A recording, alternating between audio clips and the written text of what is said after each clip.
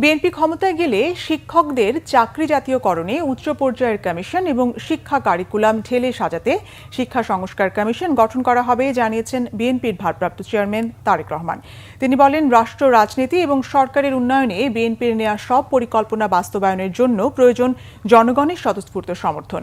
মেধাভিত্তিক রাষ্ট্র এবং সরকার গঠনে আসন্ন নির্বাচনে বিএনপি জনগণের সমর্থন চায় বলেও জানান তারেক রহমান। রিপোর্ট করছেন সিকান্দার রেমান। মঙ্গলবার বিকেলে সোহরাওয়ার্দী উদ্যানে আন্তর্জাতিক শিক্ষক দিবস উপলক্ষে এই শিক্ষক মহাসমাবেশে শিক্ষকদের চাকরি জাতীয়করণ সহ বিভিন্ন দাবির পক্ষে বক্তব্য দেন শিক্ষক নেতারা। বিএনপি নেতারা ঐক্যবদ্ধ বাংলাদেশ গড়তে সবার প্রতি আহ্বান জানান। বিএনপির ভারপ্রাপ্ত চেয়ারম্যান তারেক রহমান জানান, দেশের একটি দায়িত্বশীল রাজনৈতিক দল হিসেবে বিএনপি শিক্ষকদের ন্যায্য দাবির সঙ্গে নীতিগতভাবে অবশ্যই একমত।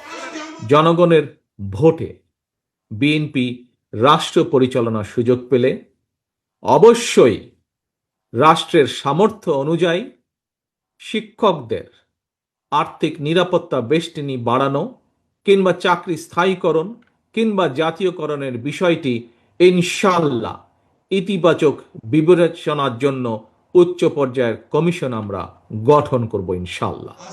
রাষ্ট্র রাজনীতি এবং সরকারের উন্নয়নে বিএনপির নেয়া সব পরিকল্পনা বাস্তবায়নের জন্য জনগণের সমর্থন চান বিএনপির ভারপ্রাপ্ত চেয়ারম্যান। রাষ্ট্র রাজনীতি এবং সরকারের উন্নয়নে বিএনপির গৃহীত সকল পরিকল্পনা বাস্তবায়নের জন্য প্রয়োজন জনগণের স্বতঃস্ফূর্ত সমর্থন। একটি জ্ঞান এবং মেধাভিত্তিক রাষ্ট্র এবং সরকার গঠনে আসন্ন নির্বাচনে বিএনপি আপনাদের সমর্থন এবং সহযোগিতা চায়।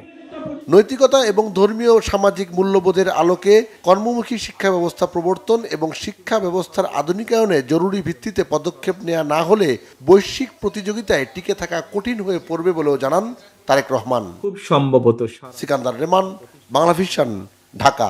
মনে হয়